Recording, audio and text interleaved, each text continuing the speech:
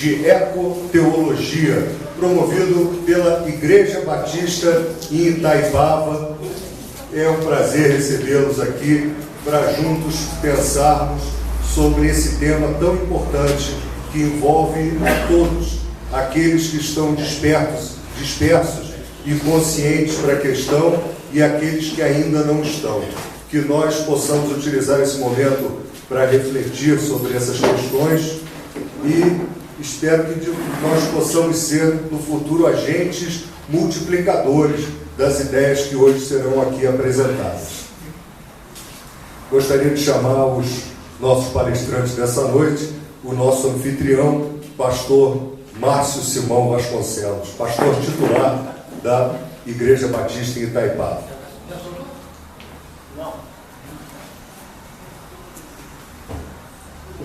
Professora Moema Miranda, antropóloga, mestre pela UFRJ.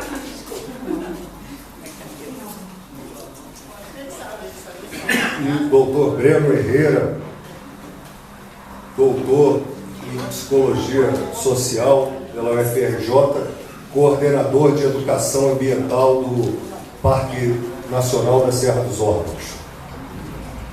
Com a palavra o pastor Márcio Vasconcelos. Boa noite a todos e a todas. Boa noite. Bom estar aqui. Eu gostei da formalidade que o Marcos abriu, né? São 18 horas.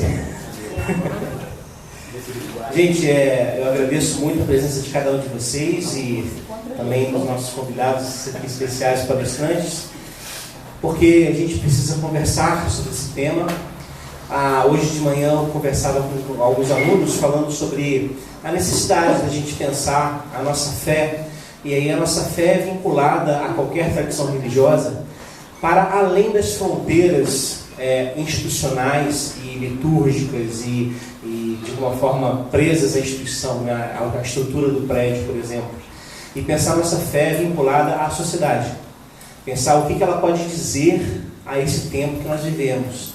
Pensar em que sentido a nossa proposta de espiritualidade, que é vivenciada no nosso cotidiano, tem a dizer sobre as questões que nos cercam, que são múltiplas, né? Então, nesse sentido, a nossa experiência de fé, a nossa experiência religiosa, ela tem muito a dizer sobre tudo.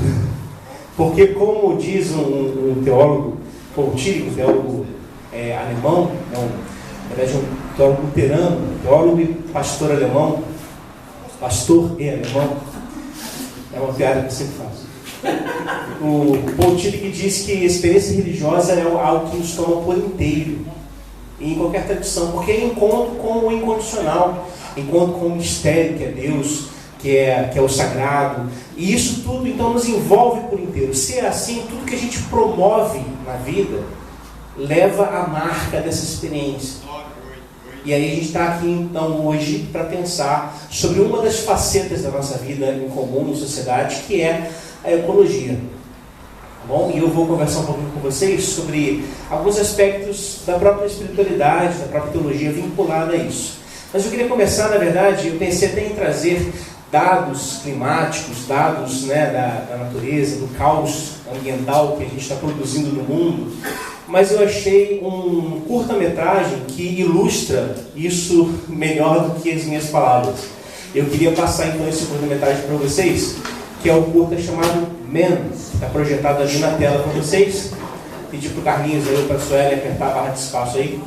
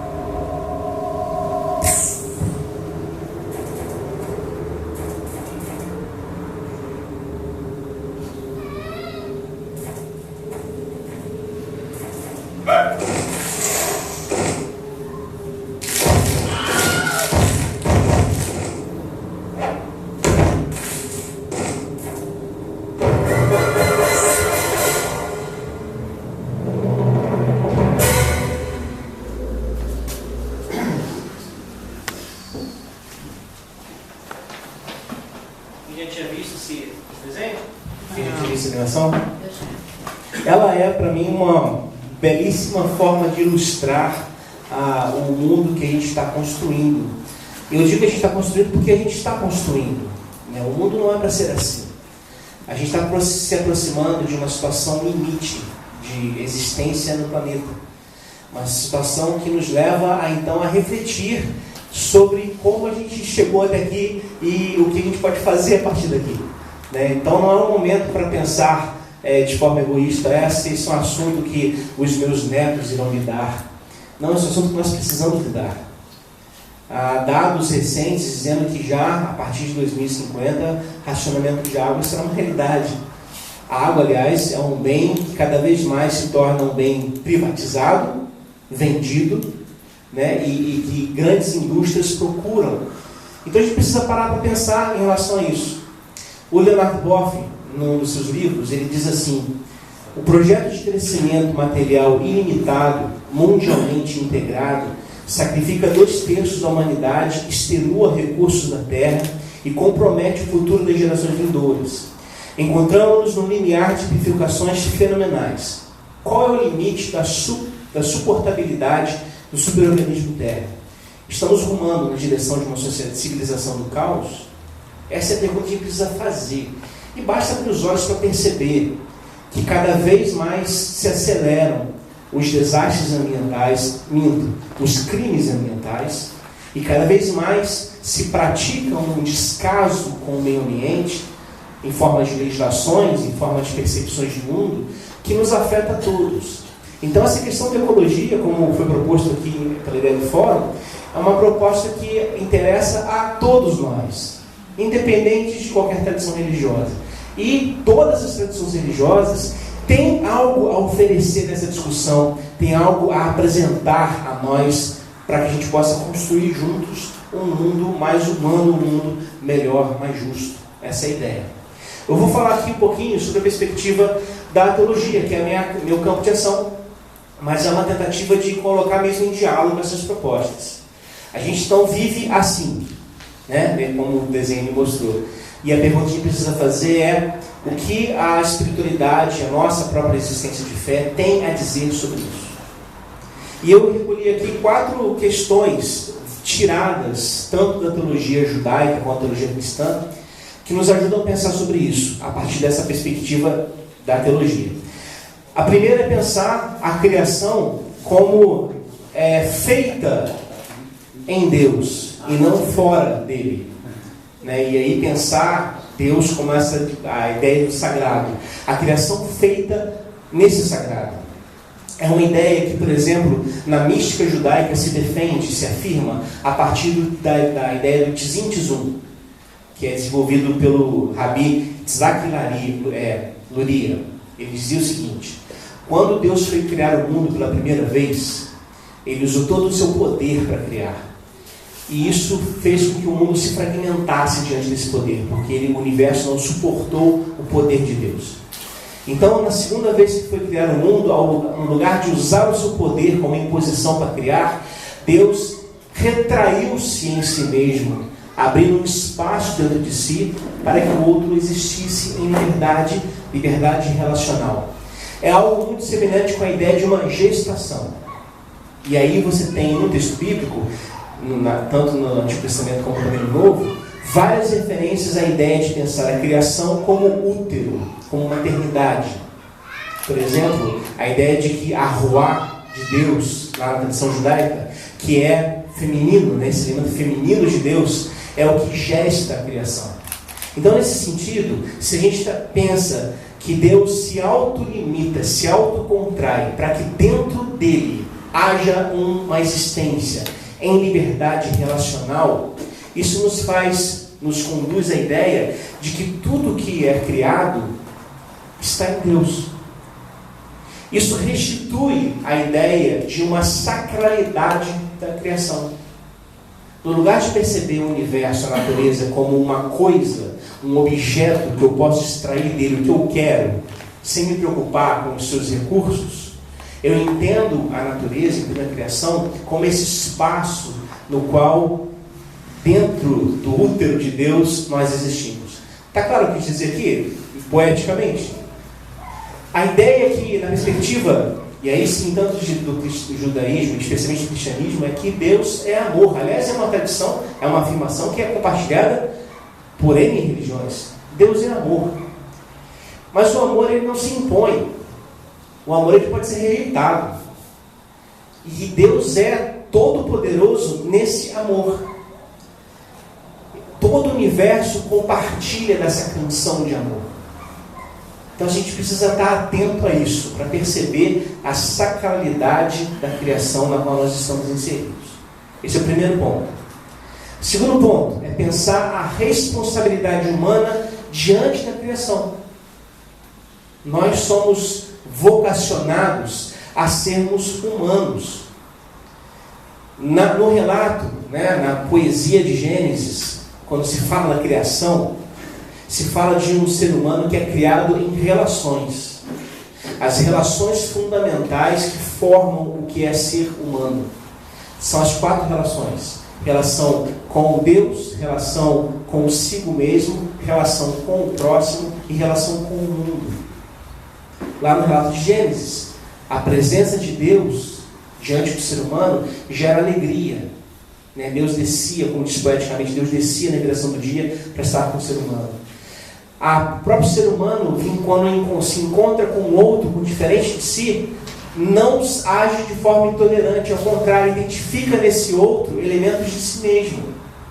Como diz lá, de novo no texto, Adão vai falar para Eva: essa aí é osso dos meus ossos, carne da minha carne. Há identificação. Há uma relação também fundamentalmente importante consigo mesmo. Não há consciência culpada nesse universo. Porque ser humano é ser em paz consigo. E há uma relação também de harmonia com a criação. O ser humano é colocado no jardim, segundo o texto bíblico, para cuidar e cultivar. Cuidar e cultivar pressupõe essa atenção carinhosa ao mundo que nós estamos habitando. Isso é ser humano. O ser humano é ser nessas 4 relações. Aliás, na lógica do Antigo Testamento e também do Novo, o pecado nada mais é do que a desumanização dessas relações. o rompimento dessas relações. Então, nesse sentido, o que aconteceu em Mariana, o que aconteceu em Brumadinho, é pecado. No senso mais estrito do termo. É um crime. E por ser crime contra a criação de Deus e contra o ser humano que habita essa criação, é pecado. Essa tradição, essa lógica nos ajuda então a pensar o ser humano como esse ser em relações que é chamado a co-criar o mundo. De novo, no relato bíblico, e eu estou falando aqui do relato bíblico, obviamente, porque é o meu ponto de partida, né? Mas não porque estou aqui monopolizando o acesso a essas questões. Mas no relato bíblico se fala que Deus conduz o ser humano aos animais para que o ser humano dê nome aos animais, não é isso? E dar nome é co-criar. Nós habitamos um mundo, um universo, no qual nós somos chamados a co-criar com Deus. Então a responsabilidade que nos cabe é muito grande. É uma responsabilidade de cuidado, responsabilidade de ética vinculada a essa criação. Terceira questão que eu queria dizer é que nós precisamos aprender a conhecer ou reconhecer o mundo como uma realidade tornada sagrada. Como eu disse, porque Deus está em todas as coisas e todas as coisas estão em Deus. É uma lógica panenteísta. Panenteísta. Pan and tel. Tudo em Deus. Tudo está em Deus. Ou seja, todo o espaço criacional é lugar de manifestação do sagrado. É lugar de manifestação de Deus. É lugar de encontro com Deus. E o mundo é compreendido a partir disso. Então, se a gente entende essa relação toda, a gente vai desenvolver com o mundo um senso de sacralidade, de importância e de cuidado. Está claro até aqui? E a quarta questão?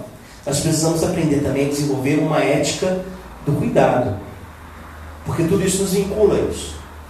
O Leonardo Boff também diz: sentir que nós somos terra nos faz ter os pés no chão, faz-nos desenvolver nova sensibilidade para com a terra. É perceber que nós somos feitos do pó da terra. Ou seja, a criação faz parte de nós, nós estamos inseridos nesse universo.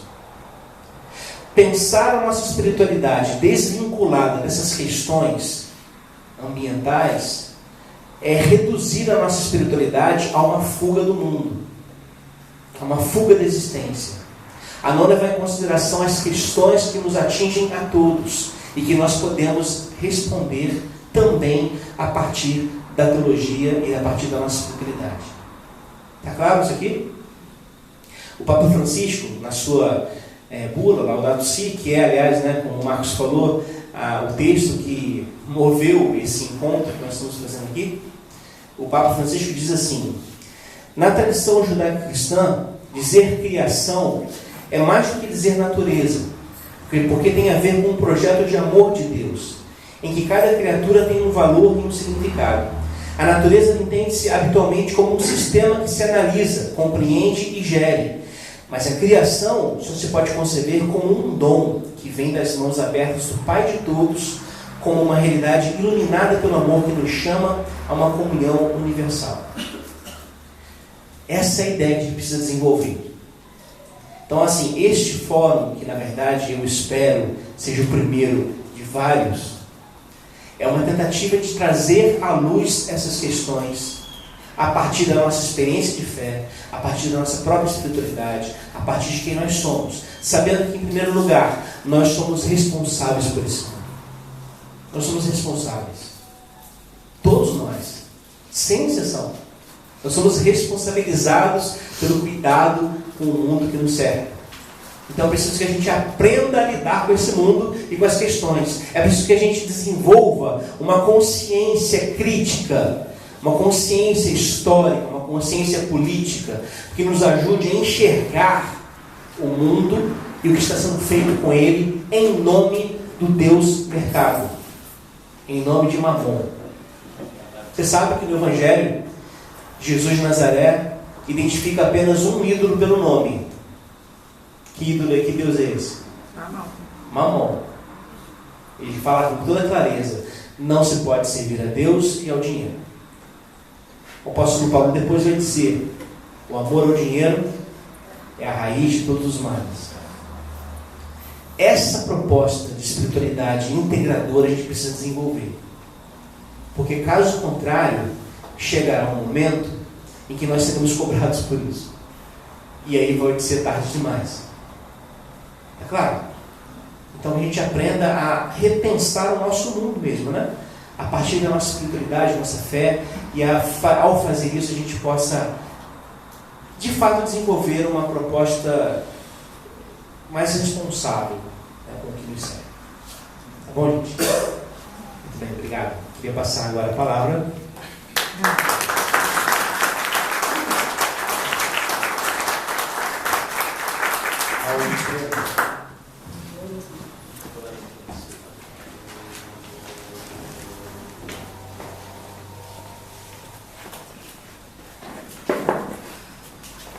Boa noite a todos. Boa noite.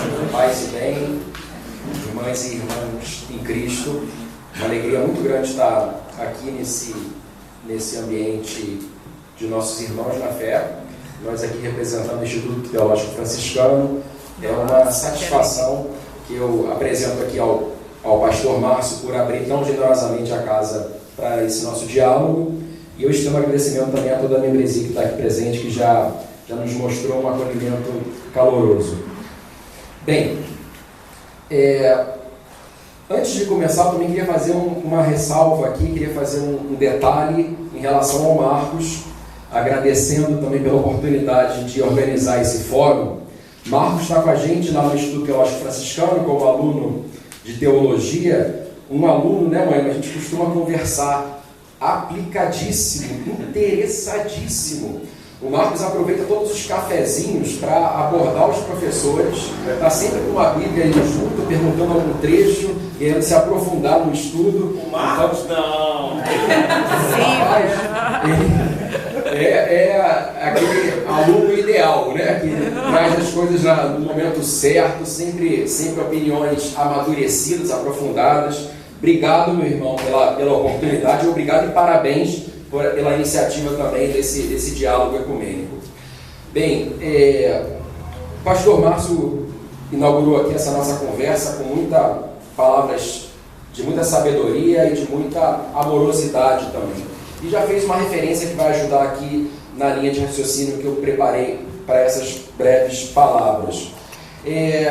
Pensei em a gente conversar aqui, usando como guia de leitura a encíclica Laudato Si, a encíclica do Papa Francisco, que a gente vem desenvolvendo no ITF há cerca de 3 anos, as nossas reflexões ecoteológicas com base nesse documento do Papa. Esse é um documento que tem uma inovação muito grande para os cristãos católicos. É o primeiro documento na história bimilenar da Igreja que trata especificamente da questão ecológica. O subtítulo que o Papa deu ao documento é Cuidando da Casa Comum. Pode passar, por gentileza. Mais um, por favor. Bom, essa abordagem a partir desse conceito de casa, ele é fundamental para tudo que se fala no âmbito da ecologia. A ecologia é o estudo da casa. É oikos, casa, mais logos, estudo. Então, quando se desenvolveu essa ciência que advém da biologia, lá no final do século XIX, o que ela propunha? Temos o nosso ambiente, o nosso oikos, a nossa casa. Eu quero entender as relações que operam nesse ambiente. Não interessa ao ecólogo estudar, por exemplo, as espécies animais isoladamente. Interessa ao ecólogo ver a relação dos animais com as plantas, a relação dos animais e das plantas com a temperatura, com fatores físicos, com fatores químicos e também com fatores humanos. Portanto, é uma ciência relacional, que cura das relações que ocorrem na casa comum. E aí, vem para a nossa reflexão também a origem da palavra ecumenismo. Bem a propósito de um encontro como esse, um encontro ecumênico, lá nessa palavra também está o oikos, de casa. Tá? O oikos mais meno, que é permanecer na casa. O ecumenismo evoca a questão de todos aqueles que habitam a casa comum. É algo como uma coabitação. Então a relação entre ecologia e ecumenismo deve ser a base de qualquer reflexão ecoteológica. O símbolo tradicional do ecumenismo é aquela barca cristã, onde todos estariam ali navegando dentro da mesma barca. Essa barca na ecologia a gente pode imaginar como sendo o planeta Terra. Todos estamos nele. Não importa a fé que a gente professa. Não importa, inclusive, aqueles que não tenham fé. Até ateus são convidados a participar dessa campanha em luta da casa comum. Então é um terreno sobre o qual caminhamos, onde as divisões são menos importantes do que a busca pela unidade. Por favor. Trouxe alguns trechos aqui, então, da encíclica para a gente ir junto com o raciocínio de Francisco, desvendando um pouco esse tema da teologia. Primeiro, na questão do ecumenismo. Vai dizer ali, Francisco, que logo no início da encíclica, que ele lança um convite urgente a renovar o diálogo sobre a maneira como estamos construindo o futuro do planeta. Precisamos de um debate que nos una a todos, porque o desafio ambiental que vivemos e as suas raízes humanas dizem respeito e têm impacto sobre todos nós. Precisamos de nova solidariedade universal. Todos podemos colaborar como instrumentos de Deus no cuidado da criação, cada um a partir de sua cultura, experiência, iniciativas e capacidades. Está claro aí o chamamento universal que é ofertado pelo Papa Francisco. Todos têm que se envolver no debate. E, mais ainda, um reconhecimento aí de que as diferentes tradições religiosas são convidadas e são bem-vindas. Quando ele diz que também fora da Igreja Católica, noutras igrejas e comunidades cristãs, assim como em outras religiões, se tem desenvolvido uma profunda preocupação e reflexão valiosa sobre esses temas que a todos nos são muito caros. Então, esse é o primeiro ponto que eu queria salientar aqui, a relação entre ecologia e ecumenismo, bem traduzida nessas reflexões iniciais que Francisco traz na Laudato Si. Mais para frente, por favor. Bem, Francisco ancora parte do seu raciocínio e da sua reflexão na figura do Santo de Assis, na figura de São Francisco de Assis. E não é à toa. Francisco de Assis é reconhecido como o santo da ecologia. Teólogos protestantes, inclusive, reconhecem ele assim. Aquele personagem da tradição católica que pareceu se voltar com um olhar amoroso e gentil à criação de Deus. É muito comum essa reflexão que a gente tem na imagem, inclusive popular, sobre Francisco de Assis. Aquela imagem à esquerda traduz bastante o imaginário popular que a gente tem desse homem. Um santo cercado de pássaros, gostava de caminhar pelos bosques. Muitos relatos da vida de Francisco são recheados de elementos de amor à natureza. Por exemplo, se fala que Francisco desviava até mesmo menos divulgada e menos conhecida. Era do homem que escolheu abraçar e viver junto aos leprosos. Então, se Francisco tinha um amor profundo pela natureza, em igual ou em maior medida, ele tinha pelos seres humanos, particularmente os mais desfavorecidos, pobres, doentes, aqueles relegados pela sociedade que ele viveu. Em Francisco, essa união de cuidado com a terra e cuidado com os pobres é fundamental. Ele não consegue separar essas duas dimensões. Vamos passar, por favor, para a gente ver nas palavras do Papa Francisco como é que ele entende essa dimensão franciscana da ecoteologia. Em São Francisco se nota até que ponto são inseparáveis a preocupação com a natureza, a justiça para com os pobres, o empenhamento na sociedade e a paz interior. Aí a gente começa a desenhar um conceito muito caro a essa encíclica. Conceito, inclusive, salientemos aqui, cunhado pelo teólogo Leonardo Boff, dessa cidade. Boff foi o primeiro teólogo em âmbito mundial que construiu essa ideia de ecologia integral, ideia que foi abraçada pelo Papa na redação da encíclica. A ecologia integral está resumida nesse trecho, ou seja, a ecologia não se preocupa apenas com a natureza, mas com a natureza, a justiça com os pobres, uma dimensão política de empenhamento na sociedade e uma dimensão íntima de contato consigo mesmo, de contato com Deus. Se nos sentirmos intimamente unidos a tudo que existe, brotarão de modo espontâneo sobriedade e solicitude. A pobreza e a austeridade de Francisco não eram simplesmente um ascetismo exterior, mas algo de mais radical. Uma renúncia a fazer da realidade um mero objeto de uso e domínio. Tem uma dimensão importante a ser explorada aqui, a dimensão da fraternidade universal. Ela é marca do pensamento franciscano nessa questão. É muito simples, como não podia deixar de ser na lógica de Francisco, sempre marcada pela simplicidade. Há um Pai, há um Criador. Nós somos herdeiros de uma fé monoteísta, somos herdeiros, como nossos irmãos judeus, dessa tradição monoteísta. Base fundamental da nossa essência cristã é acreditar na unidade de Deus. Um Pai que criou a todos, não só seres humanos. Ele criou todas as criaturas. Quando eu percebo que o meu Pai é o mesmo de todos nós, assim como de todos os animais e plantas com o qual convivemos no planeta Terra, brota espontaneamente um sentimento de fraternidade, um sentimento de não domínio, um sentimento de intimidade. Se tudo tem o mesmo Pai, tudo é irmão entre si. Esse princípio da fraternidade universal é importantíssimo também nesse raciocínio ecoteológico. Vamos seguir adiante, por favor. Essa intuição construída há séculos atrás, ela tem respaldo no que está de mais avançado na ciência biológica contemporânea. Vocês devem já, certamente, ter se deparado com essas das aulas de biologia, né? Aquelas árvores da vida, né? Tem as ramificações ali das espécies que vão evoluindo ao longo do tempo.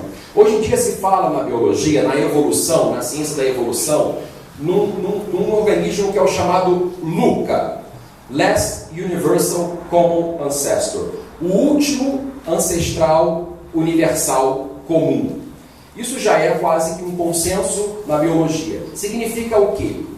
Todas as formas de vida, animais, vegetais, bactérias, fungos, todas derivamos de um mesmo ancestral comum. A gente tem de uma célulazinha que ganhou a vida algo em torno de 3,5 bilhões de anos no passado, a nossa ancestralidade comum. Então a intuição franciscana vem sendo confirmada pela evolução, pela ciência da evolução. Tudo faz indicar, tudo faz parecer que realmente nós somos irmãos na origem da criação da vida no planeta. Por favor. Que família, né? Uma família grande. Uma família longeva e numerosa. Às vezes tem as brigas entre irmãos. Às vezes tem as brigas entre irmãos. A gente não pode... Faz parte de qualquer família sadia também. Nesse princípio da fraternidade universal, e aqui eu pego carona nas palavras do pastor, existe, curiosamente, uma dimensão sempre feminina. Deus aí parece mais mãe do que pai. Aqui eu trouxe uma figura dos povos andinos, figura da Pachamama, que é uma figura que eles representam o planeta Terra, como aquela entidade que é a Terra viva, mãe de todos os viventes. Ela é representada nas diferentes culturas ao longo do planeta. Grande deusa para os nórdicos, a Pachamama aqui para os povos andinos. A dimensão feminina na tradição hebraica, Ruach, o espírito que vivifica, é uma brisa, é feminina, é um espírito de mulher, feminino. Então, essa dimensão da fraternidade universal, ela está associada com a dimensão de maternidade universal. São Francisco chamava a Terra de irmã Terra e de mãe Terra, sempre feminina, sempre mulher. E é isso, né? A vida deriva da mulher. é a mulher que nutre a criança, é a mulher que gera, que concebe. Então, olhar a terra como essa grande mãe também nos convida a perceber a presença divina que permeia toda a criação. Vamos adiante, por favor. Uma outra dimensão importante da reflexão da Laudato Si é outra relação acerca da casa, do oikos. Aí, em relação à economia. Ecologia é o oikos logos, é o estudo da terra. A economia é o oikos nomos, é a gestão da terra. É lamentável a gente perceber o quão afastados estão esses dois domínios do conhecimento e da prática humanos. Parece que a economia caminha numa direção e a ecologia caminha em outra, quando deveriam ser conhecimentos e práticas irmãs, complementares. Eu estudo aquilo que eu gerencio. Para distribuir as riquezas da terra, eu tenho que conhecer melhor a terra. Então, isso é denunciado com muita ênfase pelo Papa Francisco nessa encíclica. Denuncia a idolatria ao Deus dinheiro, ao Deus mercado, apontando que muitos daqueles que se afirmam ecologistas, na verdade, estão defendendo meramente o lucro econômico. Um pouco do que aquela charge ali mostra, aquele industrial ali pintando de verde a fumaça cinza das chaminés. A gente vê isso tantas campanhas de marketing hoje em dia que tentam esverdear práticas predatórias. O que diz Francisco sobre esse tema?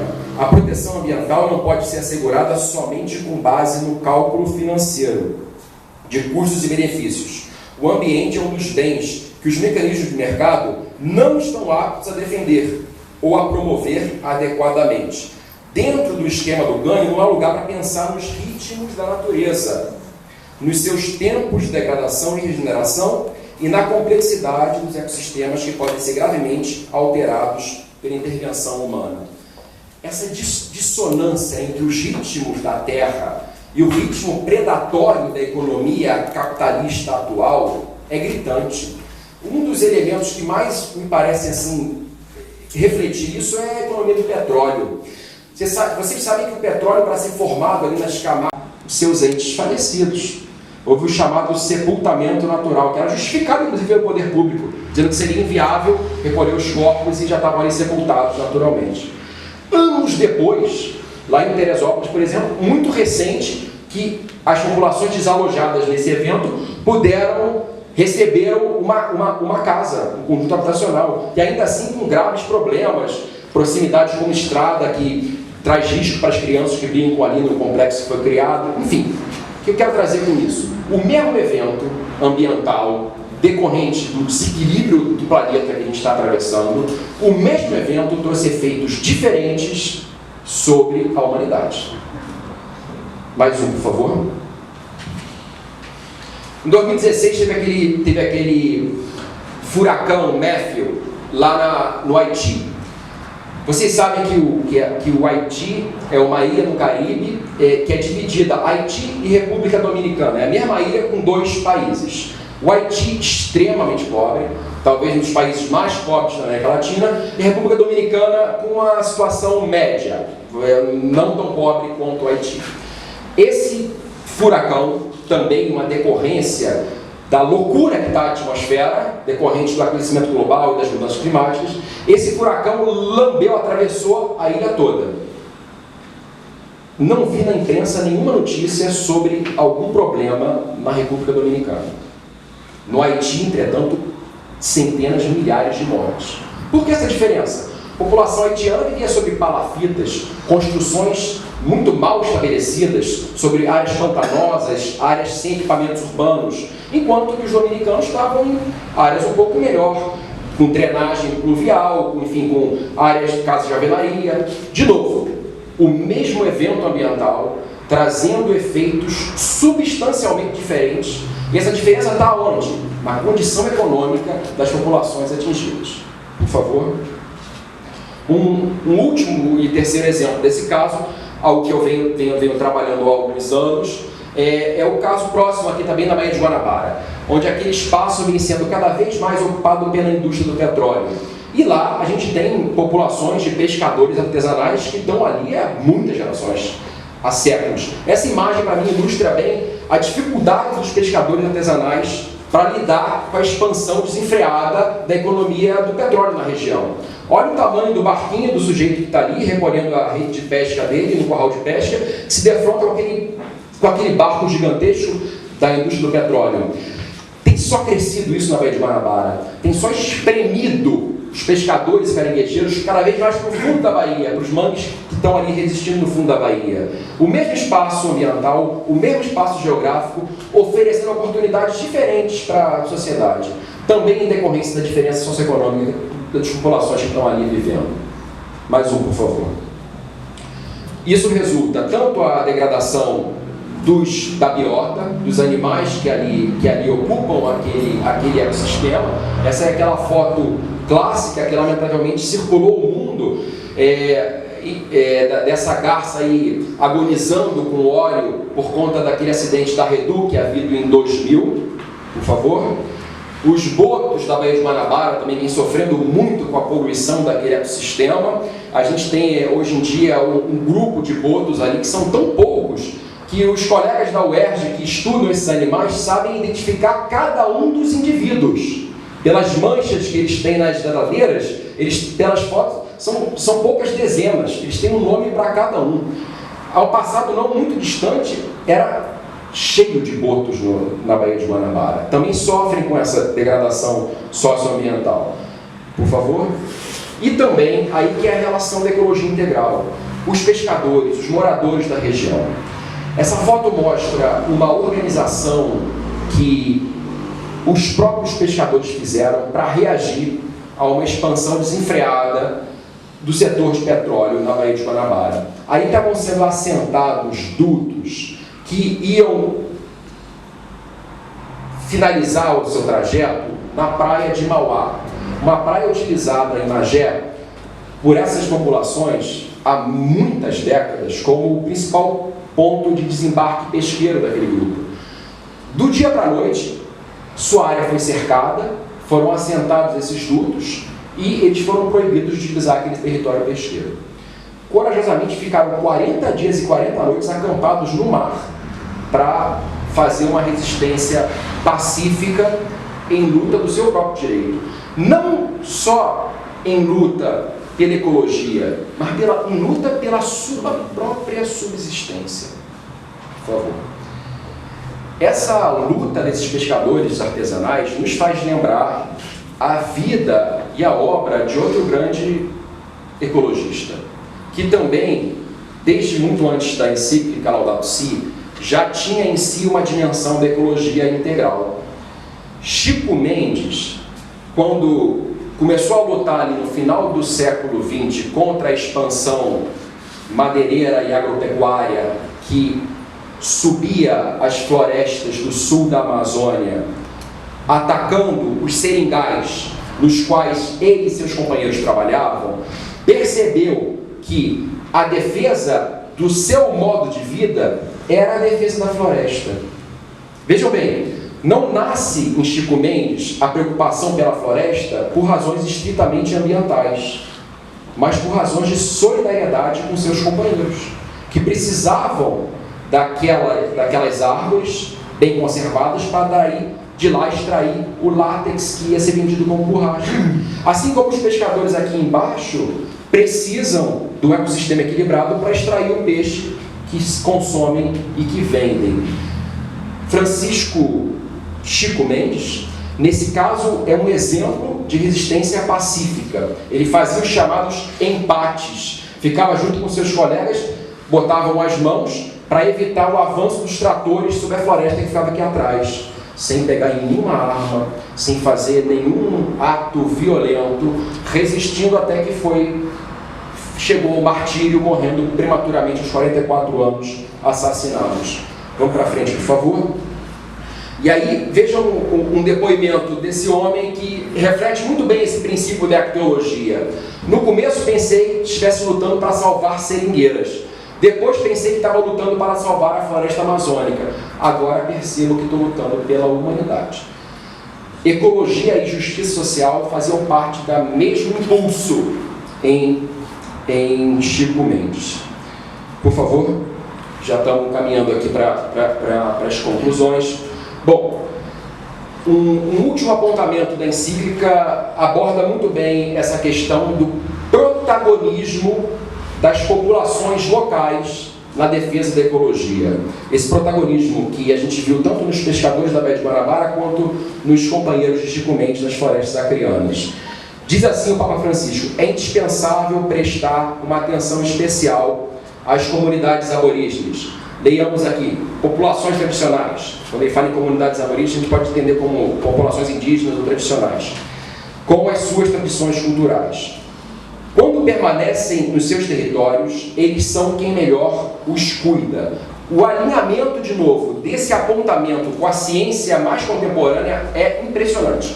Pode passar, por favor. Aqui eu trago só uma rápida referência. Isso é uma matéria trazida, acho que foi em 2014, no jornal O Globo, que falava o seguinte: florestas geridas por povos nativos têm menos desmatamento, afirmou esse estudo. Isso a gente já sabe por imagens de satélite hoje em dia.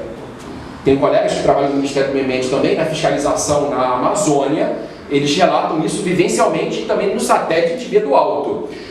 Mesmo parques restritivos, reservas biológicas, onde tem lá uma equipe de biólogos muito bem treinados, que vem aqui do Sudeste para fazer a conservação de lá, mesmo esses parques mais restritivos não protegem tanto as florestas quanto as florestas geridas pelos índios. Onde tem população indígena é onde a mata está mais em pé. Não é a proteção do Estado que assegura a conservação florestal, mas a permanência de populações tradicionais. É a forma mais efetiva de cuidar do ambiente, é empoderar aqueles grupos sociais que já estão lá há muitas décadas, há muitos séculos. Por favor. Mais um estudo nesse sentido, só para ilustrar também. Isso aí foi de uma ONG internacional, o World Resource Institute, que trata dessa questão de que, para o combate a mudanças climáticas, a melhor estratégia é assegurar a permanência com dignidade dos ribeirinhos, dos indígenas, dos pescadores, dos agricultores familiares. De novo, ecologia com justiça social. Para a última reflexão, eu trago, portanto, aqui uma síntese, me parece uma convergência entre esses três Franciscos. Entre o Francisco de Assis, o Francisco de Roma e o Francisco do Acre. Os três, cada um a seu modo, cada um no seu lugar histórico e no seu lugar geográfico, resumem o seu pensamento e a sua conduta com base nessas duas premissas. Primeiro, uma dimensão socioambiental. É indissociável o homem e a natureza. Não dá para pensar em natureza sem pensar na humanidade. E decorrência lógica desse primeiro raciocínio é que é indissociável a luta pela conservação ambiental com a luta pela justiça social. Obrigado pela atenção de vocês.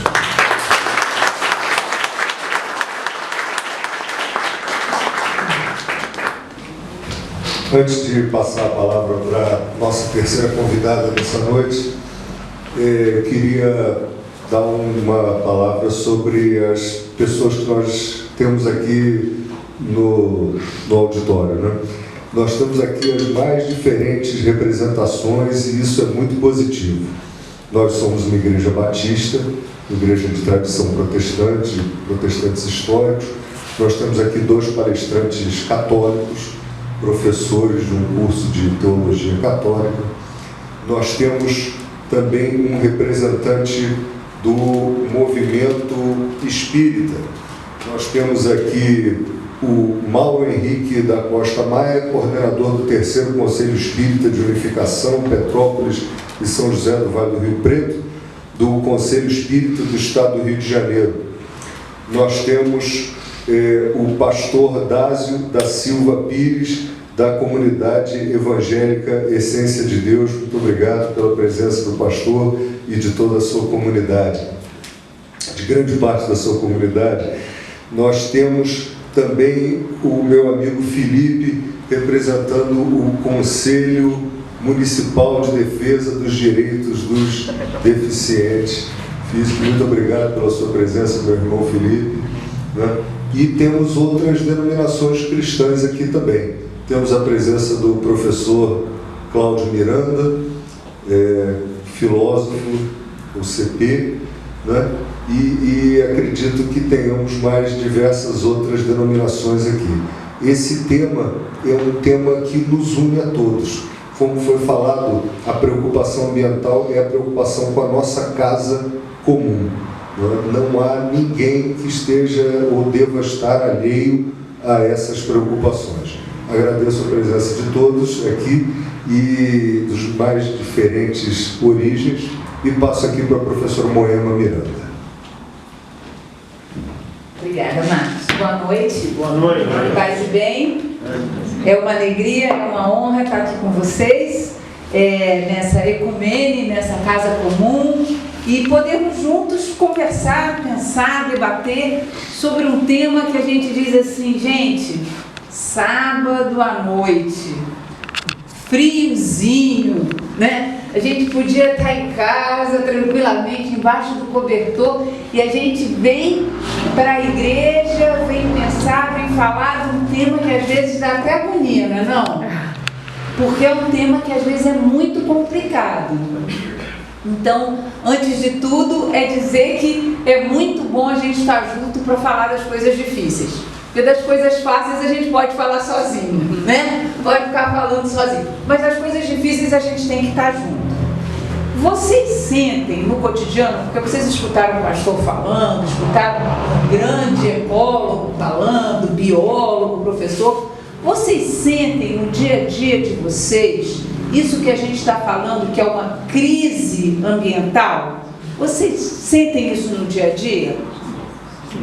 Como é que vocês sentem isso? Onde é que vocês veem? Onde é que vocês percebem isso? Como diz o menino, tá difícil de pegar com a mão. Tá difícil pegar na mão, né? Mas o que a gente sente? O que a gente vê? Os rios. Os rios. O que está acontecendo com eles? Poluídos, muito imundos, né? Tá cheio de peixe. Cheio de peixe no rio. Nada. Cheio de peixe morto no rio. Exato. O que mais que a gente está sentindo? A gente teve ao longo de maio alagamentos, completamente fora de época. Maio não seria historicamente uma época de alagamentos que a gente teve em Petrópolis. Alagamento. Os animais silvestres estão no meio da gente agora, né? Tem vindo para as nossas casas, estados em lugares de grande população que não acontecia. Minha família encontrou um bicho preguiça um dia desses, eu fiquei impressionada. Um bicho preguiça numa área de comunidade que não tem nenhum tipo de floresta em volta. Mês passado foi encontrado uma onça pintada vagando aqui perto de Juiz de Fora. Então a gente está sentindo que os rios estão poluídos, a gente está sentindo que tem alagamento, que tem seca fora de hora, que às vezes tem enchente fora de hora. Dá quase a impressão que a Terra está dizendo, galera, galera, o que vocês estão fazendo aí em cima? Dá um tempo. O que vocês estão fazendo aí em cima?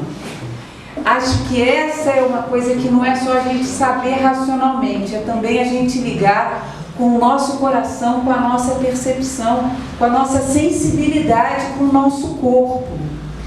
Porque a Terra, esse planeta que a gente mora, durante muito tempo, a gente achou, ou interpretou, ou entendeu, que ela era uma coisa quase inanimada, que ela era uma coisa sem alma e sem vida. Como se nós, os humanos, que tivéssemos inteligência e que ela fosse assim, quase um cenário, né? A gente chega, vai contar a história, e aí Deus criou isso, Deus criou aquilo, Deus criou... E depois, na cereja do cupcake, criou o homem. Nem o homem é uma mulher, né? Criou o homem. E o homem é que deu sentido a toda aquela criação. E hoje a gente começa a ver que talvez essa interpretação que a gente tenha feito, ela tenha alguns equívocos. Não a história, não a poesia, não o ensinamento, mas talvez a gente tenha interpretado um pouquinho errado os mandamentos que estavam ali. E talvez a gente tenha interpretado também errado a compreensão de que a terra, a natureza era uma coisa e que os humanos são outra coisa. Quando o Breno fala assim, não, a gente não pode lutar, não pode pensar na ecologia sem pensar nos humanos, a gente às vezes pensa, será que a natureza é aquilo que está ali fora? E a gente é não natureza? A natureza é o rio, a natureza é a mata, e a gente é outra coisa, separado da natureza? Será que é assim que a gente normalmente pensa? Eu acho que em geral a gente pensa isso. Outro dia eu estava conversando com meu pai e ele disse, não, os indígenas precisam mais da natureza. Eu disse, mas será que a gente respira menos do que eles? Será que a gente toma menos água do que eles? Será que a nossa comida vem toda de alguma fábrica que, né, a gente já está comendo plástico só? Ou será que todos nós somos natureza? Nós somos natureza. Nós somos água, nós somos ar, nós não somos uma outra coisa. Então, quando a gente está estragando a nossa casa, essa casa também é essa daqui. Porque a primeira casa que nós temos em comum é essa casa, que é o templo do Espírito. E na verdade é tudo junto e misturado mesmo. Porque o que a gente está fazendo lá fora está reverberando aqui. Quando a gente olha a quantidade de plástico, vocês já devem ter ouvido falar disso, a quantidade de plástico que hoje está nos oceanos. Não já ouviram falar disso? Esse plástico vai virando um pedacinho de plástico que depois os peixes estão comendo. Quando a gente come peixe que comeu plástico, a gente está comendo plástico. Então, é uma casa comum porque ela é toda interligada. A nossa forma de vida hoje, ela é uma forma que impede a vida de continuar a existir. A vida em todas as suas formas. E essa é a grande desconexão, esse é o grande equívoco que eu acho que nós cristãos tivemos, e aí acho que nós temos uma enorme responsabilidade. Porque quem está fazendo a gestão disso, quem está conduzindo isso, não são os muçulmanos, não são os ateus, são homens e mulheres cristãos. Então, onde é que será que a gente se equivocou? Onde é que será que talvez a gente tenha entendido errado? E qual é a reconexão que a gente tem que fazer? Acho que essa é uma tarefa muito importante e por isso é tão fundamental que o Papa Francisco, que é o líder de uma grande igreja cristã, tenha decidido escrever uma encíclica como essa. Porque, de uma certa forma, a encíclica tem uma crítica da interpretação que nós católicos fizemos do livro do Gênesis. E tem uma crítica porque quando a gente leu lá Dominai, a gente entendeu que era destruir, né? Dominar, e a gente entendeu que era, vocês são mais importantes do que todo o resto. Vocês valem mais do que todos os outros elementos da criação. E quando nós pecamos, o que aconteceu quando nós pecamos? Nós saímos do jardim do Éden, não é verdade? Nessa narrativa. E no jardim do Éden, o que acontecia quando nós estávamos lá? Tínhamos tudo. Nós tínhamos tudo, nós convivíamos com amizade, nós conversávamos com as árvores, nós escutávamos a voz dos rios, nós dávamos nomes aos animais, nós nos relacionávamos com ele sem violência, não é verdade? Nós estávamos integrados nessa casa, nós éramos um com a casa éramos nós mesmos, e Deus caminhava conosco. Ele não estava distante, fora, no outro lugar. Ele estava ali, caminhando na brisa da tarde, contando histórias para a gente, escutando as nossas histórias, as nossas inquietações. E quando a gente cometeu o pecado, essa grande ruptura fez com que a gente se esborrachasse lá do lado de fora, não é verdade? E que aí ele tenha dito: agora vocês vão comer desse pó, agora vocês vão ter que trabalhar com o suor do rosto. E vocês, mulheres, uau! Uau! Vocês, mulheres, né? Eu gosto muito da interpretação do Carlos Mester sobre essa história. Essa história talvez tenha que ser reinterpretada. E talvez a mensagem não seja: vocês vão para a terra para padecer, vocês vão para um lugar que é hostil. Não, vocês vão para a terra para voltar a ser profundamente o que vocês sempre foram, que é humanos.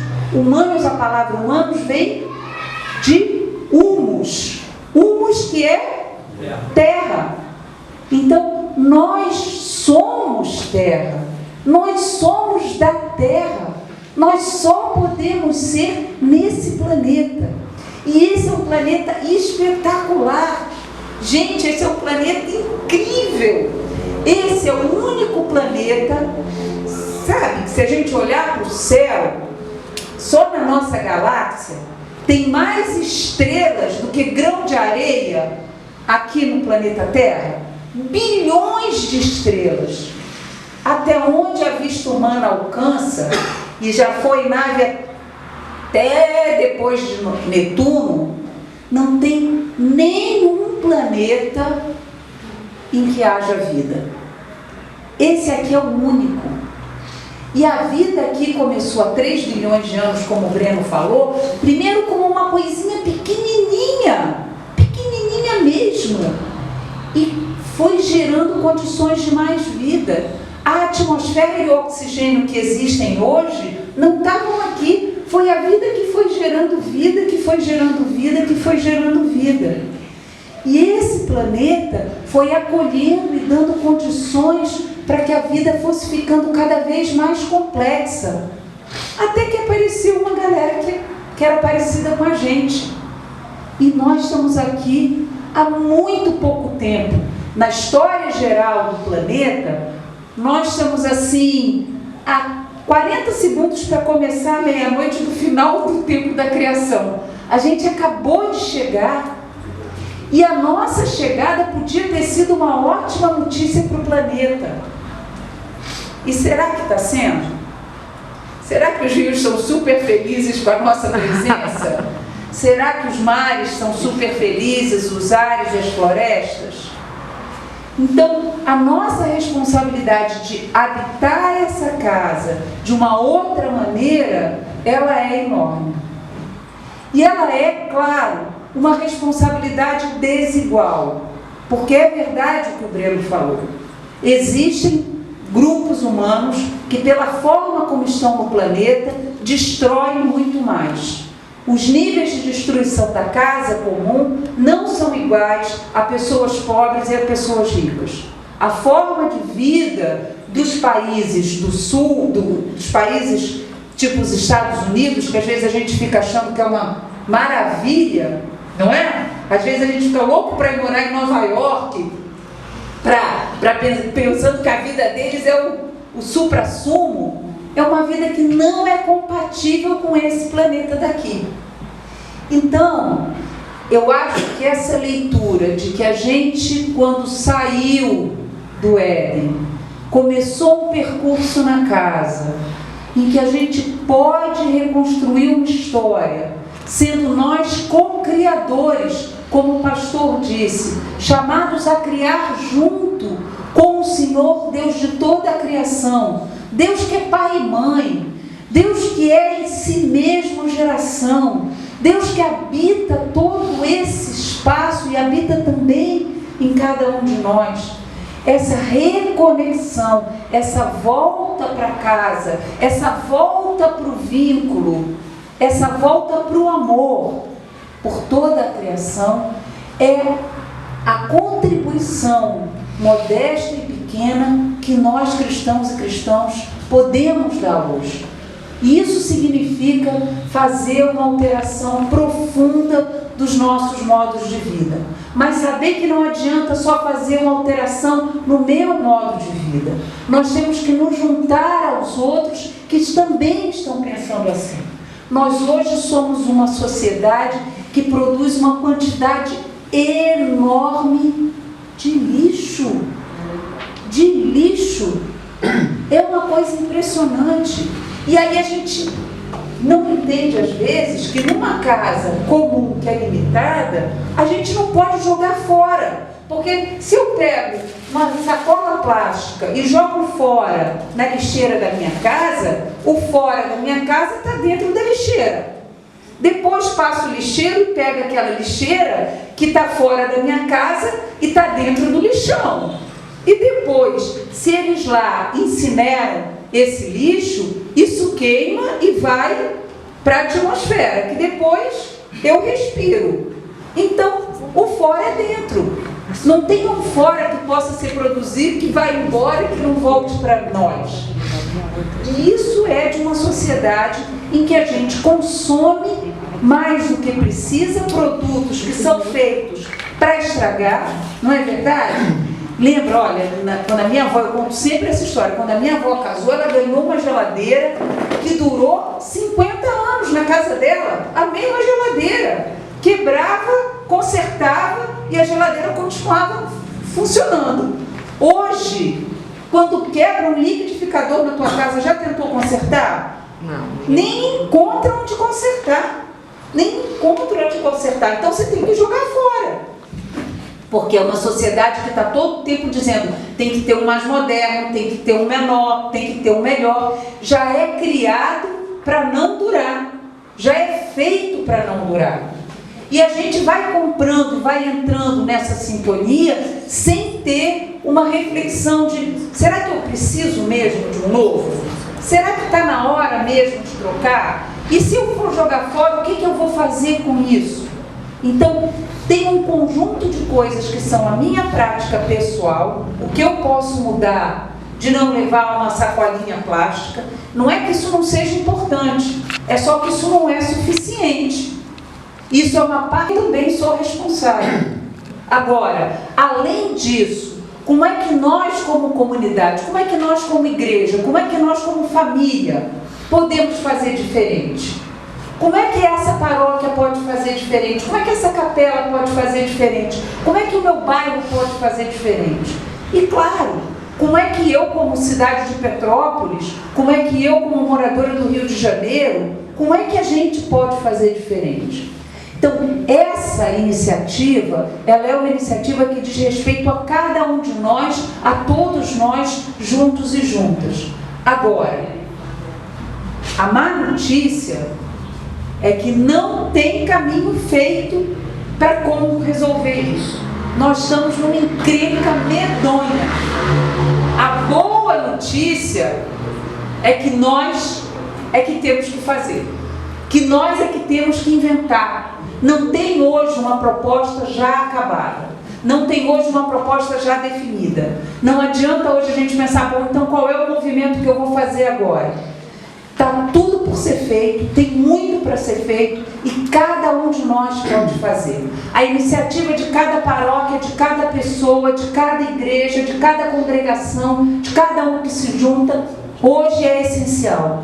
Nada é pouco, nada é insignificante. Cada um de nós e cada uma de nós hoje está chamada a se recolocar no mundo com uma nova conexão, a voltar para casa, a voltar amorosamente, a voltar a escutar o barulho dos pássaros e entender o que eles dizem, a voltar a escutar o sinal dos tempos e ser sensível para isso, a voltar amorosamente a se reconectar com o lugar onde a gente mora, com essa casa que nos foi dada, a voltar a sentir no nosso coração a dor de um rio poluído, a sentir no nosso coração a dor de uma preguiça que não tem mais como ficar na floresta, a sentir como coisa nossa, como coisa de cada um e de cada uma de nós, a necessidade de dizer como é que a gente pode viver mais e melhor, mais amorosamente, mais gentilmente, mais fraternamente, mais humanamente,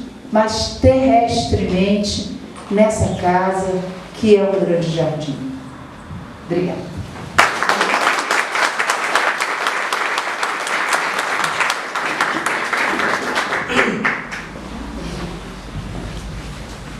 Muito obrigado, Moema. Nada como uma toque feminino, né? Graças a Deus. Há alguma representação religiosa que eu não mencionei? O irmão aqui de que igreja? Adventista. Igreja Adventista, muito obrigado pela sua presença. Aliança de Batista no Brasil. Aliança Batista no Brasil, nós que somos filiados à Convenção Batista, agradecemos muito a sua presença, ficamos muito felizes, muito honrados com a sua presença. O irmão? Igreja Cristã do Novo Mandamento. Amém. Igreja Cristã do Novo Mandamento, com sua apresentação, obrigado. O irmão? Eu, católico. Católico. Bem-vindo. Pois não? Sim? Eu sou católico também. Católico também, que bom, graças a Deus. Há irmãos kardecistas aqui, o casal, espíritas, muito bem-vindos à nossa casa. E acho que o restante do pessoal eu conheço. É uma alegria tê-los aqui. É uma alegria que todos juntos prestemos atenção a essas questões que são comuns a todos nós. O pastor Márcio gostaria de sortear um brinde. Pode ser depois das perguntas? Pode ser depois das perguntas. E agora vamos abrir para falas, para perguntas. Quem gostaria de fazer um comentário, quem gostaria de perguntar alguma coisa para algum deles especificamente ou para toda a mesa? Bom. Pois não, pois não. Usa o microfone, é melhor? Boa noite a todos. Primeiramente, eu conheço o Márcio de longa caminhada. Assim, estar nessa igreja para mim é especial. Eu conheci o pastor falecido dessa igreja, Alessandro. Né? Então, para mim é gratificante estar aqui. Né? Eu estava vendo representações espíritas, eu estava falando com os pais do Breno, que André Trigueiro é um grande camarada dessa temática, né? Tem até um livro sobre isso, né? Falar de Moema é falar de longas caminhadas, né? Caminhadas mesmo, né? Nós participamos de uma caminhada pela Romaria da Terra e da Água em Campos dos Goitacazes, do Fórum Estadual de Mudanças Climáticas e Justiça Social do Estado do Rio de Janeiro, né? Assim, eu vi o pastor Márcio falar, e eu vim falando no carro com o Breno, eu também moro em Teresópolis. Nós protestantes às vezes vemos assim os católicos bem mais na frente que em assuntos ecológicos, né? Até nossos irmãos espíritas lá com André Trigueiro. Mas nós protestantes também temos instituições que trabalham com isso, né? Eu não sei quantos aqui foram no Rio Mais 20, mas lá no Rio Mais 20 tinha uma tenda chamada Religião pelos Povos, e lá a gente deu nascimento a um núcleo chamado Igrejas Ecocidadãs, né, para tratar dessa questão do meio ambiente, né.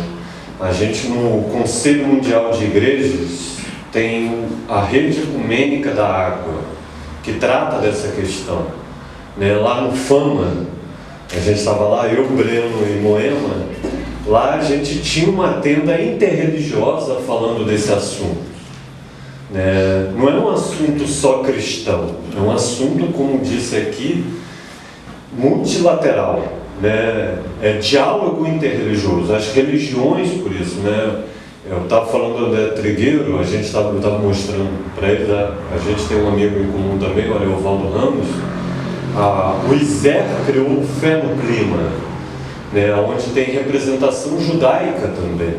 Então, é interessante isso. Eu parabenizo o Marcos novamente por a iniciativa, né, o pastor Márcio por abrir a oportunidade. Hoje eu substituo o Márcio onde ele dava aula lá em Teresópolis. É interessante isso, que a igreja erda e faça cada vez mais esse debate. Só tenho que felicitar. Perguntas eu não tenho nenhuma, mas tenho a iniciativa de fazer essas coisas mais, né? Tocar em assuntos chaves da sociedade. Foi falado de Leonardo Boff aqui, né? Ele tem um livro que eu recomendo todo mundo que leia, Saber Cuidar. É um livro que ele toca muito bem sobre essa questão do meio ambiente. É um livrozinho simples da editora Vozes, que vocês têm aqui na rua Frei Luiz, que é interessantíssimo para tocar nesse assunto. Boa noite a todos.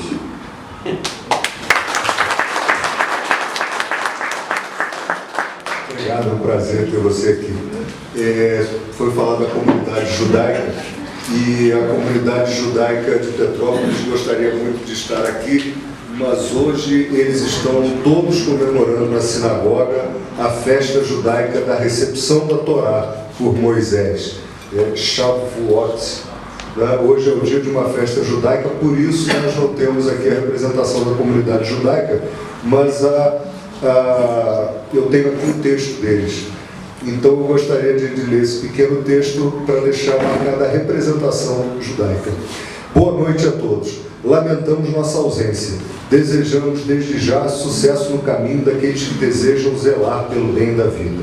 Como está escrito, e o Eterno tomou o homem e o pôs no jardim do Éden para cultivá-lo e guardá-lo. Gênesis 2:15. E também, aliás, eles chamam o Gênesis Bereshit, né? Bereshit 2:15. E também o Eterno disse a Noé: vem tu com toda a tua família, de todo animal tomará, macho e fêmea, para deixar semente sobre a face da terra. Gênesis, ela colocou entre barra Bereshit 7:1-3. Desde o início da narrativa da criação, o homem é aproximado dos demais seres vivos para cuidar e conservá-los. Devemos cuidar deste planeta, suas criaturas habitantes, respeitar a todos e o direito à vida. O homem tem demonstrado, ao longo dos anos de sua existência, extrema capacidade de modificar o ambiente a seu favor, mas nem sempre este aproveitamento do ambiente tem sabedoria de preservar a vida, tanto a curto como a longo prazo. A ambição desmedida tem promovido a extinção de vidas, animais, vegetais e humanas também. Existem consequências neste mundo, e ela grifou neste mundo, para nossos atos.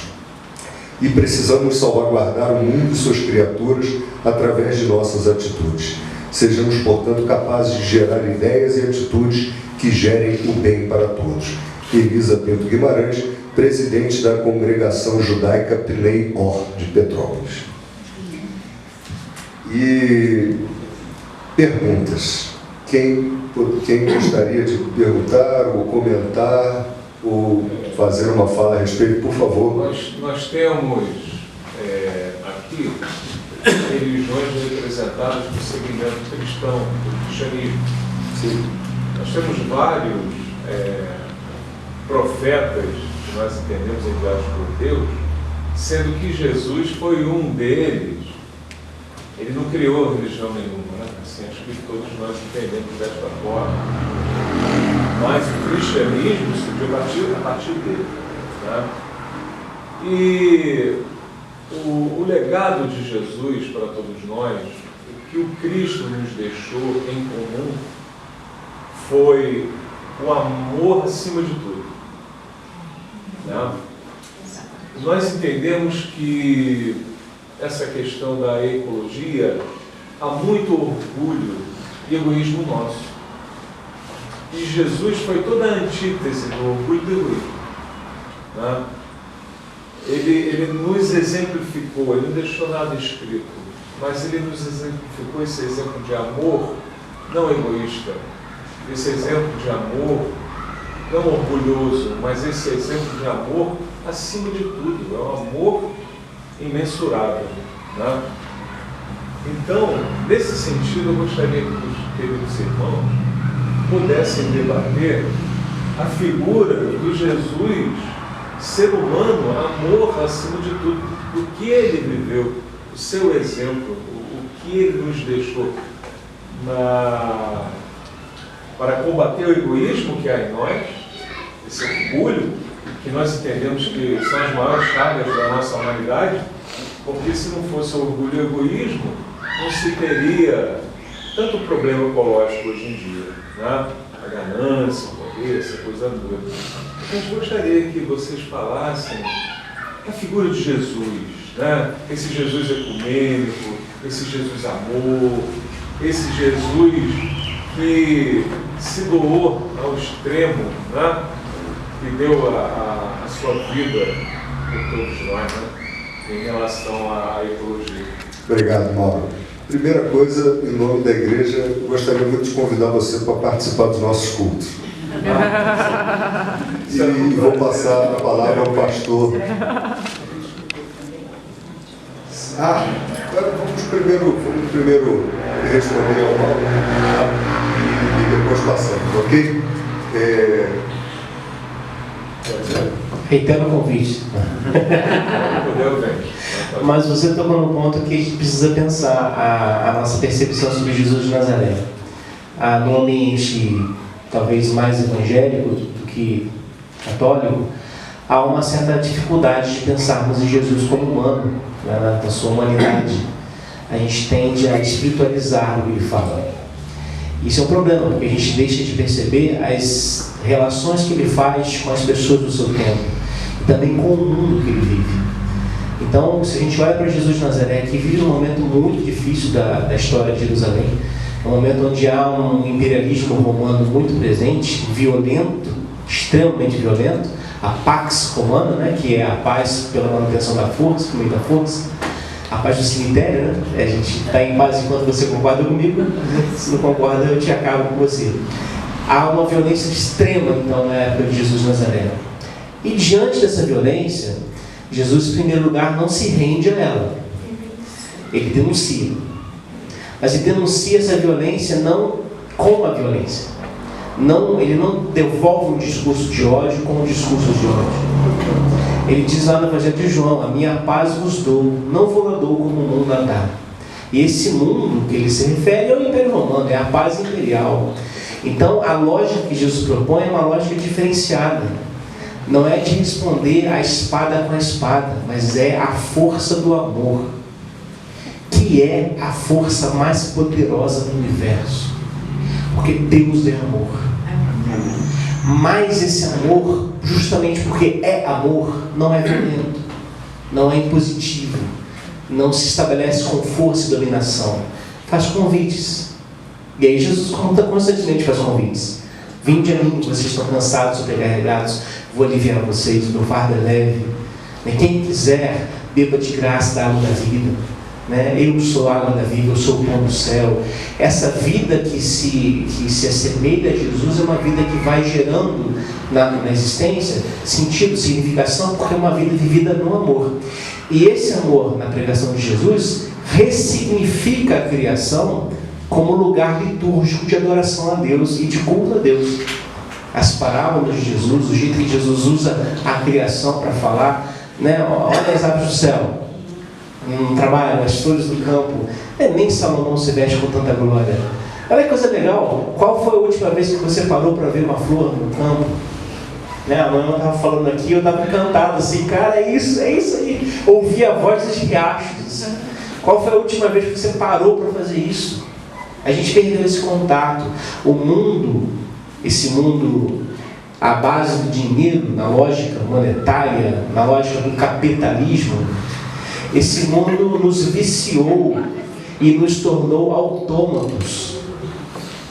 Charlie Chaplin, lá naquele filme Grande Ditador, fala isso com toda clareza, nós vivemos um mundo de homens-máquina, transformados em mecanismos de uma peça que gera lucro a certos indivíduos. Porque o progresso que chega, a gente tem que reconhecer isso, ele chega só para alguns. Tem um filme muito legal chamado Narradores de Javé. Você já viu esse filme? Alguém já viu? Narradores de Javé é um filme nacional, brasileiro. Apesar do nome, não é um filme religioso. Conta a história de uma cidadezinha chamada Javé, perto da Bahia, que está para ser inundada pela construção de uma hidrelétrica. E aí, para salvar a cidade, porque a cidade ninguém sabe ler, né? Todo mundo analfabeto, mas para salvar a cidade, os moradores levam uma comissão lá diante dos engenheiros, né, para perguntar o que pode ser feito. Aí voltam lá, fazem reunião na cidade, e um deles diz assim: nós estivemos lá com os engenheiros, e eles mostraram os mapas, tudo, mostraram todas as questões, e disseram o seguinte: a hidrelétrica tem que ser construída porque vai beneficiar muitos. Uns poucos vão ter que ser sacrificados, mas muitos vão ser beneficiados. Aí ele fala assim: os muitos eu não sei quem são, mas nós é que somos os tantos sacrifícios. E aí ele tenta lá, a história tenta a tentativa de criar uma narrativa histórica para a cidade, para dar sentido histórico e importância à cidade. E assim, obviamente não vou dar spoiler, tá? Assista, vale a pena assistir. Mas o que está por detrás disso é uma percepção de mundo que coisifica as coisas, as pessoas e as relações. E se a gente olha para Jesus de Nazaré, está na contramão dessa lógica. Absolutamente na contramão. Jesus se encontra com gente colocada na periferia da religião, da sociedade do seu tempo. Ele toca em leprosos. Não satisfeito com isso, toca em cadáveres. Se Jesus ficasse preocupado com rituais de purificação, ele ficaria se purificando o resto da vida. Mas ele está preocupado com isso, porque a lógica dele que é: Deus chegou e Deus é uma boa notícia para as pessoas. Esse Deus alcança as pessoas onde elas estão. Essa realidade, eu acho que a gente podia relembrar de Jesus para a nossa prática atual. E perceber que esse amor que ele apresenta é o amor que nos movimenta como raça humana, como vida mesmo. E aí eu acho que a gente podia repetir o que Santo Agostinho disse, né? Ama e faz o que quiseres. Acho que é o critério. É o amor, é o mais importante dos dois, como diz Paulo. No tempo de Jesus não existia o termo ecologia. Então, a leitura que a gente pode fazer de um comportamento ecológico de Jesus é implícita, não explícita nos evangelhos, mas tem ali algumas dicas. A principal já está tocada a questão, a centralidade do amor. Mas queria pegar outras pequenas dicas ali do comportamento do homem, Jesus de Nazaré, o homem que nasceu na periferia, o homem que não era das grandes sinagogas, de muita pompa e circunstância, homem pobre, nascido na periferia, e que buscava, para se comunicar com o Pai, essa comunicação de Deus com Deus mesmo, ele procurava sair um pouquinho da agitação das vilas. Ele meio que ia acampar, ia para o deserto. Na comunicação com Deus, algo em Jesus o impelia para uma meditação que ele buscava em áreas naturais. Ele ia para o deserto orar. Quando ele se transfigura, que é um dos momentos mais importantes da missão terrena de Jesus, ele sobe uma montanha, vai com os discípulos para o Monte Tabor. Então, alguns sinais ali mostram que no comportamento desse homem ele tinha certo apreço por estar próximo à natureza, fora da balbúrdia que aquela urbanidade ali nascente estava oferecendo para ele.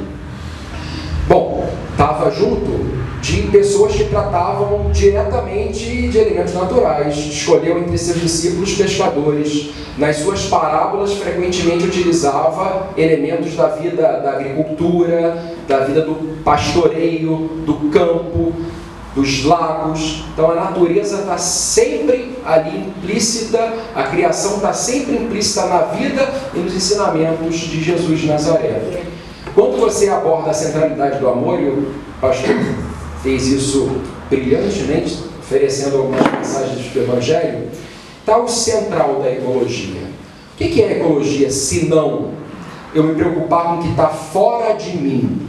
Quando a Moema muito bem também ilustrou aqui esse comportamento que não existe o fora. Se eu, qualquer resíduo que eu lance e parece que eu estou me afastando dele, está chegando para os outros, está chegando para aqueles que não são eu mesmo. O ambiente onde a ecologia se dá é um ambiente onde a gente se encontra, onde está todo mundo fora de si, fora de mim, eu vivo num ambiente onde todos convivemos. Então é um ato amoroso, é um ato anti-egoísmo, é um ato de trabalhar contra o que só a mim me interessa. Quando eu me preocupo em não degradar o ambiente, é um ato de amor à coletividade que compartilha o ambiente comigo mesmo. A amorosidade, então, a centralidade do amor na vida, nas palavras de Jesus, eu acho que são profundamente ecológicas, porque nos impelem a nos preocupar com aquilo que não traz benefício exclusivo, individual, mas é uma oferta de eu mudar o meu comportamento, de eu mudar minha prática em respeito aos demais, em respeito à coletividade. E aí a gente amplia a coletividade não só para a família humana, mas para toda a família da criação. Isso faz parte de toda a vida de Jesus, ainda que lá no Evangelho a gente não vai encontrar a palavra ecologia. Não, eu acho a tua questão super importante. Acho que as reflexões que a gente já começou, elas são um caminho para a gente refazer isso, porque eu tenho a impressão que, na verdade, não precisava falar de ecologia, porque a ruptura que aconteceu depois do cristianismo ainda não estava colocada. Quer dizer, essa convivialidade, a conexão, o entendimento de que eu e o mundo somos um, ela é parte das culturas que ainda não fizeram o que a gente chama a ruptura metabólica, que ainda não romperam com essa conexão. Quer dizer, várias culturas indígenas, africanas, e a cultura judaica, a cultura semítica daquele ambiente, ainda não tinha processado essa ruptura. Portanto, ainda não existia uma coisa chamada ecologia, porque estava todo mundo dentro. Estava todo mundo dentro dessa conexão com o ciclo e com o circuito em que a casa e eu somos um. Quer dizer, eu planto, eu colho, né? Se você olha todo o Antigo Testamento, toda a lógica, um tempo para colher, um tempo para plantar, uma conexão em que a vida depende, e a tua vida é mais uma com as outras vidas. Se você pesca todos os peixes e não deixa peixe para mais ninguém, daqui a pouco você não tá vivo. Se você, né, tem o tempo de plantar, tem o tempo de como é que você se apropria daquela plantação, e não adianta você juntar um celeiro grande demais, porque depois isso não te dá garantia nenhuma. Então, eu acho que essa ruptura, essa grande ruptura, ela é própria da modernidade. Ela ainda não estava presente no tempo semítico. Portanto, não existia ecologia porque nem podia existir. Porque essa elaboração é uma elaboração que já é da reconexão de homens e mulheres que ficaram desgarrados, que foram para uma desconexão e que precisaram recompreender o que estavam fazendo nesse mundo. E aí eu acho, você citou Santo Agostinho, cristão, católico, eu tenho uma questãozinha com Santo Agostinho, né? Porque eu acho que ele ajudou a gente a se desligar. Quando, claro, tem que colocar no tempo, mas quando Santo Agostinho fez uma leitura do mundo, como, e vocês sabem super bem disso, né? que vinha, na verdade, de uma concepção gnóstica, desse como um mundo decaído. Esse mundo, o mundo da matéria, na leitura gnóstica, é um mundo mau e um mundo de pecado e perdição. Então, a leitura de Santo Agostinho, a cidade de Deus e a cidade dos homens, é uma lógica dualista, né? Eu tenho que estar no mundo, mas não me deixar tocar pelo mundo. E ao contrário, eu acho que a leitura de Jesus, a leitura do ambiente onde ele se encarnou, é que essa carne é boa e é uma boa notícia, e olhou e viu que era bom, e olhou e viu que era lindo. Então, recuperar essa amorosidade de que eu amo o mundo, eu amo a encarnação, eu amo a carne.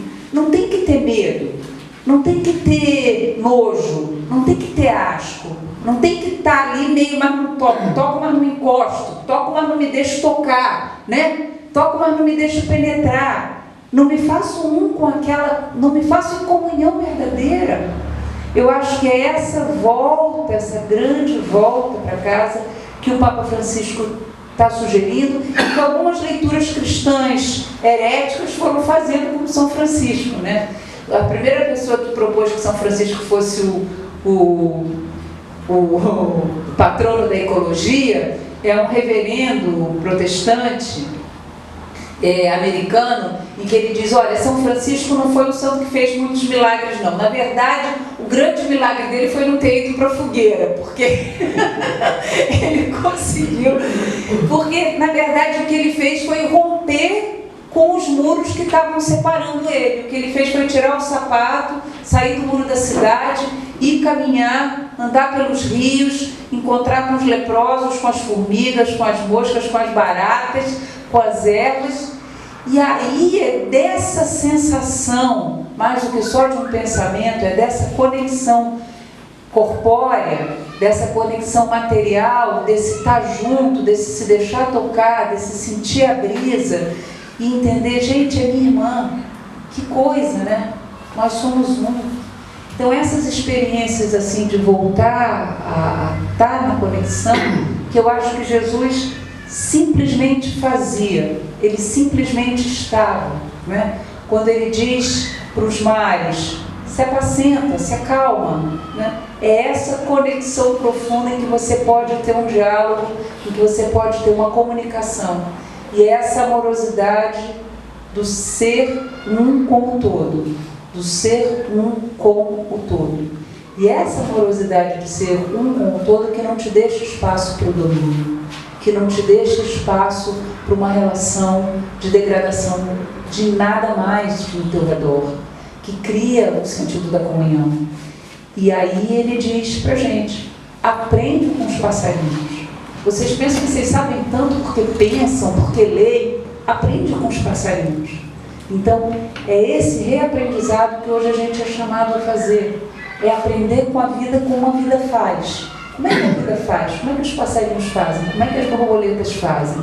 Esse aprendizado, que aí eu concordo totalmente contigo, é romper com esse grande orgulho, com essa grande prepotência, com essa grande sensação de que nós somos mais do que todo o entorno criado. Então, eu acho que é, de fato, voltar ao movimento jesuânico e fazer uma releitura do que foram os cristãos que depois de Jesus fizeram uma interpretação do mundo como se esse fosse um mundo de purgação, de perigo e de ameaça. Não, esse é um mundo de amor e de generosidade onde nós somos.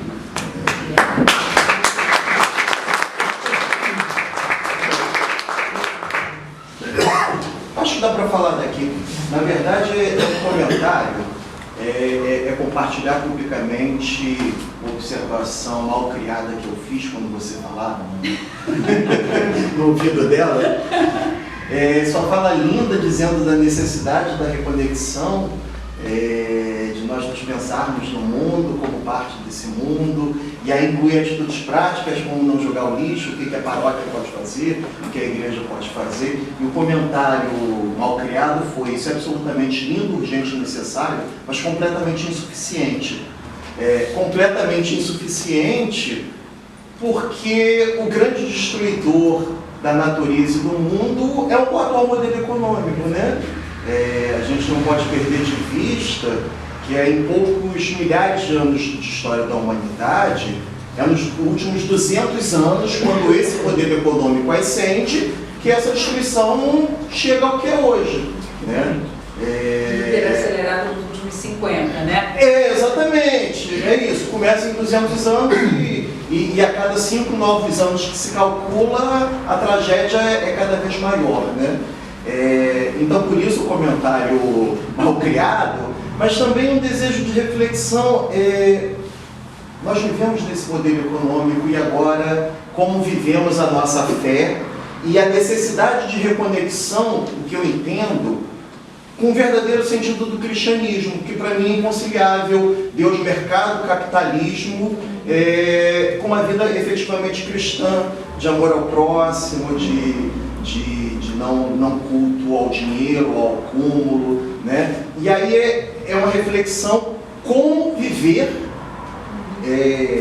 essa fé cristã e, ao mesmo tempo, viver na sociedade de consumo, acumulando riquezas egoisticamente, né, pensando que amor ao próximo é fazer caridade de vez em quando, né? Então, uma reflexão de tudo isso é muito urgente, mas enquanto o Deus mercado for a grande cruz que a maioria das pessoas segue, como que a gente sobrevive, né? E como a Terra sobrevive nessa loucura que a gente se vive. Não sobrevive. Só que em nenhum momento se fala da necessidade de mudança. A gente pensa em paliativos para essa destruição.